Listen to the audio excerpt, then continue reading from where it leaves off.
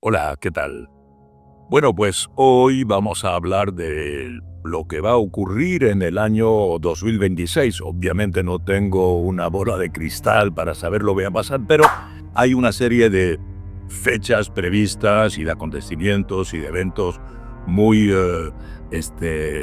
indicados y ya sabemos cómo el año va a estar organizado, ¿verdad? Evidentemente salimos de un año muy difícil. Esta semana se está cumpliendo un año del mandato del presidente Donald Trump y evidentemente pues ha sido un año en el que todo se ha visto modificado. La llegada de Donald Trump al poder en su segundo mandato a partir del 20 de enero del año pasado ha modificado profundamente la geopolítica internacional, en particular por su guerra con los aranceles, por su obsesión imperialista o neoimperialista y también por su voluntad de destruir el mundo, digamos, multilateral que se había construido después de la Segunda Guerra Mundial.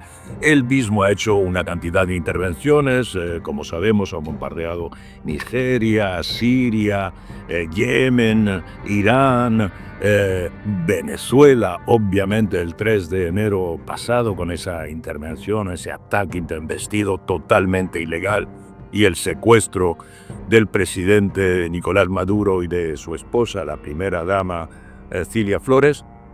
Todo esto forma parte de este mundo que Donald Trump ha cambiado profundamente y que esta misma semana se va a ver subrayado en el Foro Económico de Davos que se está desarrollando en este momento, en el momento en que estamos hablando, que va a durar toda la semana, en el que ha intervenido Donald Trump, y también porque está en juego, entre otras cosas, la cuestión de Groenlandia y el enfrentamiento con la Unión Europea a propósito también de Groenlandia, de la voluntad de Estados Unidos de integrar de una manera o de otra, por las buenas o por las malas, ha dicho Trump, Groenlandia. Entonces, de eso, de Davos, del Foro Económico Mundial, hablaremos la semana próxima. Pero ahora yo quisiera que viéramos algunas fechas. Por ejemplo, el 17 de marzo. ¿Qué va a ocurrir el 17 de marzo? Bueno, el 17 de marzo tenemos que estar bien atentos porque es la nueva audición jurídica en Nueva York del presidente Maduro y de Cilia Flores ante el juez. Ante el juez.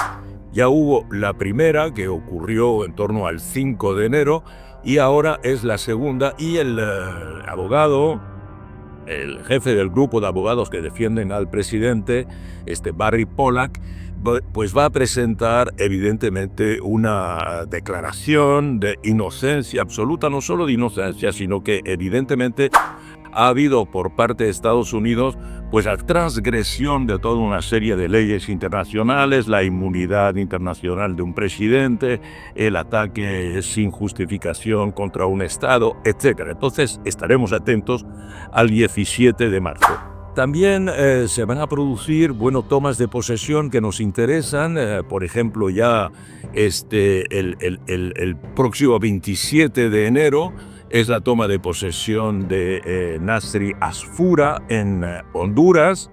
Cesa el gobierno de nuestra amiga Xiomara Castro y empieza este gobierno, y sabemos que este gobierno es el resultado que va a instalar Asfura, es el resultado de unas elecciones muy controvertidas, obviamente de una intromisión también del presidente Trump y de los Estados Unidos en las elecciones, y por consiguiente habrá que estar atento a qué tipo de gobierno y qué políticas se van a implementar en Honduras a partir del próximo 27 de enero.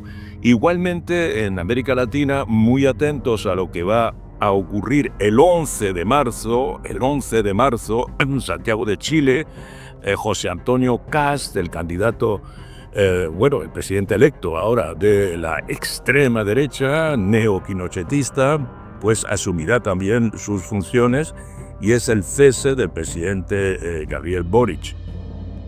Con Kast llega una derecha muy radical, quizá la más radical de América Latina, mucho más desde el punto de vista ideológico que el propio Milei de Argentina. Y ahí también vamos a ver cómo este neopinochetismo revanchista va a qué tipo de políticas va a implementar, en particular frente a los sectores sociales de la sociedad chilena, que tienen muchas reivindicaciones desde el punto social, y vamos a observar qué tipo de resistencia popular se va a hacer a las políticas que sin ninguna duda va a implementar José Antonio Kast, que por otra parte será también un aliado de Donald Trump en las políticas para la América Latina. Vamos a estar atentos también a una serie de elecciones, no solo en América Latina, volveré luego sobre América Latina, pero elecciones en el mundo. Recuerdan que el año pasado hablamos de del sublevamiento, las protestas que organizaron los jóvenes, en particular de la generación Z. Vimos que hubo muchas protestas en Bangladesh, en Nepal, en Indonesia, en Madagascar, en Perú, en Marruecos, etc. En particular, en dos países, en Bangladesh y en Nepal, habíamos dicho, lo vimos aquí en uno de estos podcasts, que cómo se tumbaron los gobiernos. Y bien, ahora, el 12 de febrero, habrá elecciones en Bangladesh.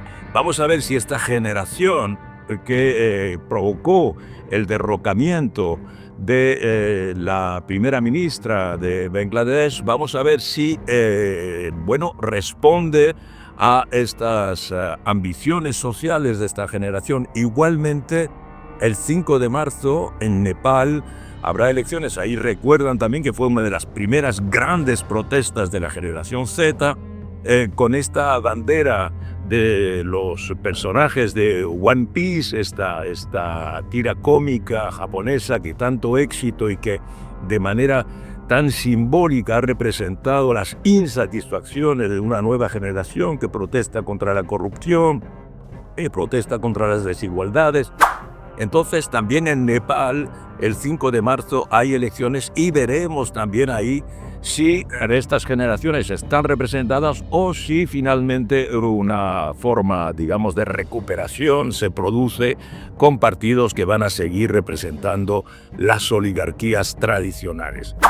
En América Latina vamos a tener 3 elecciones absolutamente importantes, ¿verdad? La del 12 de abril en Perú, donde va a haber elecciones generales y elecciones presidenciales. Y vamos a ver en Perú, donde ha habido tanta contestación últimamente y tanta lucha de poder, en particular con tantos presidentes que se suceden, tantos presidentes detenidos, con una situación política bastante complicada. Vamos a ver qué tipo de campaña electoral se hace y quién gana las elecciones en Perú. Y también el 31 de mayo, sí, hay unas elecciones muy importantes, obviamente, en Colombia. Va a terminar el mandato de Petro y va a haber ahí una lucha muy importante porque hay las fuerzas reaccionarias y conservadoras van a querer, evidentemente, tomar su revancha sobre este mandato de Petro, y las fuerzas que se han reorganizado gracias a las políticas sociales de Petro, vamos a ver si resisten. Va a ser una campaña electoral muy interesante de seguir. Hay que tener en cuenta que Estados Unidos no dejará de interesarse por estas elecciones, tanto las peruanas, evidentemente, como las colombianas, pero sobre todo las colombianas. Ya hemos visto cuánto el presidente Trump ha insistido y cuánta tensión ha habido contra el presidente Petro, que va a recibir en las próximas semanas, en febrero, en Washington, pero también es un país que ha acusado de toda clase de fechorías, y por consiguiente es algo que vamos a ver con interés. Y por fin, el 4 de octubre, habrá las elecciones principales de América Latina, que serán las elecciones en Brasil, también elecciones federales y elecciones presidenciales. Nuestro amigo Lula se presenta de nuevo, a pesar de sus 80 años, lo vemos con mucha energía, y Lula se presenta, pero también el campo bolsonarista. Si Bolsonaro no se puede presentar porque ha sido condenado por tentativa de golpe de Estado y está encarcelado, pero sin embargo Bolsonaro ha designado a su hijo, Flavio Bolsonaro, y el hijo va a representar todas estas fuerzas conservadoras también en Brasil, y ahí también no cabe duda de que los Estados Unidos de una manera o de otra van a estar muy presentes y van a tener una influencia considerable. Aprovecho para decir que nos vamos a interesar en particular por todo lo que va a hacer Estados Unidos, porque en Estados Unidos habrá las elecciones del midterm, que tienen lugar